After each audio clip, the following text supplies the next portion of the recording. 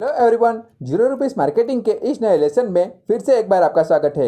इस लेसन में हम बात करने वाले हैं कि हम ब्लू ओशन स्ट्रेटेजी को कैसे अपने बिजनेस में इम्प्लीमेंट करें। आगे के वीडियो में हमने समझा था कि ब्लू ओशन स्ट्रेटेजी कैसे काम करती है, तो चलिए जानते हैं कि हम भी अपने बिजनेस मॉडल में ब्लू ओशन स्ट्रेटेजी को कैसे यूज़ कर सकते हैं। तो ब्लू ओशन स्ट्रेटेजी को यूज़ करने के लिए सबसे पहले हमें उनको 4 स्टेप में डिवाइड करना होगा, यानी कि किसी भी काम को हमें 4 स्टेप से उसको मेज़र करना होगा, उसको एनालिसिस करना होगा और उसके बाद उसको इम्प्लीमेंट करना होगा। तो उसका पहला पार्ट ये है कि हमें एलिमिनेट करना होगा, यानी कि कंपटीशन को हमें एलिमिनेट करना होगा। हमें ये सोचना होगा कि हम कौन सी बात पर लोगों के साथ कंपटीशन कर रहे हैं, यानी कि हम कौन कौन सी चीज़ों पर मार्केट के साथ कंपटीशन में जुड़े हुए हैं, वो चीज़ हमें एलिमिनेट करनी है। तो ही हम उस कंपटीशन से आगे निकलने की सोच पाएंगे। अब उसका दूसरा पार्ट है रिड्यूस, यानी कि वो क्या चीज़ है जिसको हम कम करने से हम कंपटीशन से आगे निकल सकते हैं या फिर मार्केट में अपनी जगह अलग से बना सकते हैं। यानी कि वो कौन कौन सी जो नॉर्मल चीज़ें हैं जो हम भी कर रहे हैं और हमारे कॉम्पिटिटर भी कर रहे हैं, तो वो चीज़ हमें कम करने की कोशिश करनी चाहिए, यानी कि हमें रिड्यूस करनी चाहिए। अब उसका तीसरा पार्ट है रेज, यानी कि हम नॉर्मल इंडस्ट्री से क्या अलग कर सकते हैं, यानी कि कुछ नया जो बाकी सब नहीं कर रहे हैं, और वो चीज़ हमें करनी चाहिए। यानी कि वो चीज़ को आइडेंटिफाई करके हम अगर वो चीज़ करने लग जाए जो बाकी सारी इंडस्ट्री नहीं कर रही, तो ही हम कंपटीशन को बीट कर सकते हैं। तो हमें रेस करने के लिए कुछ नया सोचना होगा कि हम बाकी से अलग क्या कर सकते हैं। अब इसका चौथा और आखिरी इम्पोर्टेंट पार्ट है क्रिएट समथिंग न्यू, यानी कि कुछ नया। तो हमें सबसे पहले कुछ नया करने की ज़रूरत है, तो ही हम कंपटीशन को बीट कर पाएंगे। अब इन्हीं 4 स्टेजों को मैं आपको थोड़े एग्जाम्पल से समझाता हूँ ताकि आपको और ये क्लियर हो जाए। आप में से कई सारे लोग वॉलमार्ट के फाउंडर सैम वॉल्टन को जानते होंगे। मैं आपको उनकी सबसे पहले स्टोरी सुनाता हूँ। उन्होंने सबसे पहले बिजनेस स्टार्ट करने के लिए एक स्टोर खोला था, पर कंपटीशन इतनी टफ थी कि उनका स्टोर वहाँ पर चल ही नहीं रहा था, क्योंकि बहुत सारे स्टोर वहाँ पर अवेलेबल थे। तो सबसे पहले उन्होंने आइडेंटिफाई किया और एलिमिनेट किया कि वो कौन कौन सी चीज़ें हैं जिनके कारण वो और जो स्टोर है उनके साथ कंपटीशन कर रहे हैं। तो उनको सबसे पहले आइडेंटिफाई किया। तो सबसे पहले उन्होंने ये मेज़र किया कि उनके कॉम्पिटिटर स्टोर जो काफ़ी सालों से यहाँ पर है, उसके कारण उनके पास पुराने कस्टमर है, तो वहीं पर उनका बिजनेस नहीं चल रहा है। तो उन्होंने एक और जगह ढूंढी, वहाँ पर कंपटीशन कोई भी नहीं था और उनके जैसा स्टोर भी नहीं था, तो लोग आसानी से उनके पास आ सकते थे। तो इसलिए वो वहाँ से शिफ्ट कर गए और उन्होंने दूसरी जगह को चुन लिया। अब दूसरी बात उन्होंने ये मेज़र की कि लोगों को थोड़ा सस्ता और चीप प्रोडक्ट चाहिए, वो भी क्वालिटी के साथ। तो उन्होंने क्या किया, होलसेल मार्केट से प्रोडक्ट को उठाए, वो भी अच्छी क्वालिटी के, और उसे कम मार्जिन के साथ अपनी शॉप पर बेचने लगे, ताकि जब पहले अब नए लोग आने लगे तो वो भी दूसरे लोगों को बोलते थे कि यहाँ पर यही चीज़ जो बाकी सारी जो शॉप थी यानी स्टोर थी वहाँ पर महंगी बिक रही थी, उनके यहाँ पर कम मार्जिन के साथ सस्ती बिक रही थी। तो उन्होंने वहाँ पर ये फार्मूला यूज़ किया, तो काफ़ी सारे जो लोग हैं वो वहाँ पर आने लगे। यानी कि उन्होंने ब्लू ओशन स्ट्रेटेजी का दूसरा पार्ट यूज़ किया, रिड्यूस, यानी कि नॉर्मल इंडस्ट्री के रेट से रिड्यूस रेट किया और क्वालिटी को इम्प्रूव किया। अब उनका स्टोर यहीं पे चल पड़ा था, काफ़ी सारे कस्टमर और आने लगे और धीरे धीरे करके मार्जिन कम मार्जिन था, फिर भी उनको प्रॉफिट ज़्यादा होने लगी और उन्हें काफ़ी सक्सेस हासिल होने लगी। पर फिर वो यहीं पर नहीं रुके, उन्होंने रेस करने की सोची, यानी कि नॉर्मल इंडस्ट्री से कुछ नया करने की सोची। तभी उनको अखबार से ये पता चला कि उनके बाजू वाले जो शहर में एक एग्जीबिशन हुआ है, उनमें 2 भाइयों ने नई चीज़ इन्वेंट की है, वो है ट्रॉली बैग सिस्टम। यानी कि वो आजकल मॉल में यूज़ होती है, जैसे कि हम ट्रॉली बैग लेकर पूरे मॉल में घूमते हैं और जो भी प्रोडक्ट उठाकर उसमें रखते हैं और उसके बाद काउंटर पर बिल पेमेंट करना होता है। तो उन्होंने वो चीज़ इन्वेंट की थी। तो जो सैम वॉल्टन थे वो दूसरे ही दिन वहाँ पर चले गए और उन्होंने वो पूरी सिस्टम को देखा और समझा और उसे फिर अपने स्टोर में भी अप्लाई करना स्टार्ट कर दिया। यानी कि वो चीज़ उन्होंने इन्वेंट नहीं की थी, पर उन्होंने उसे यूज़ करना स्टार्ट कर दिया।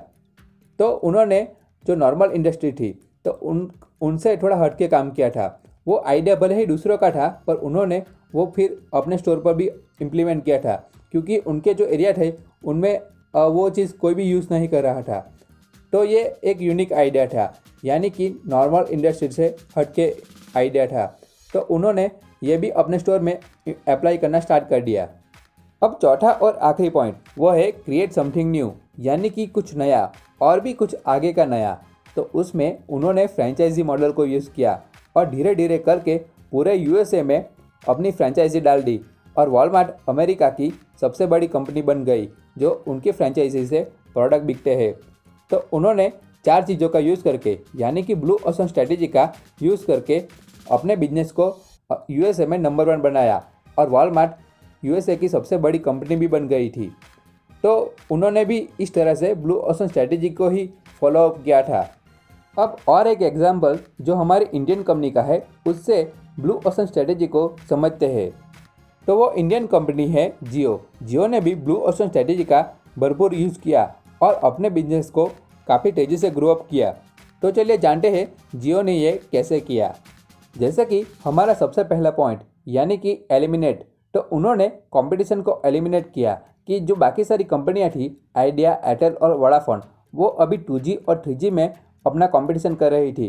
तो जियो ने सबसे पहले उन्होंने 4G का ब्रॉडबैंड पूरे इंडिया में लगा दिया और उन्होंने डायरेक्ट 4G लॉन्च किया। तो उन्होंने सबसे पहले कंपटीशन को आइडेंटिफाई किया कि 2G और 3G में सबसे ज़्यादा कंपटीशन है। तो उन्होंने ये चीज़ पहले से ही एलिमिनेट कर दी थी। मुझे याद है मैं जब कॉलेज में पढ़ता था तब जो आइडिया और एयरटेल का नेट पैक था वो काफ़ी महंगा था और वोडाफोन का भी नेट पैक काफ़ी महंगा था।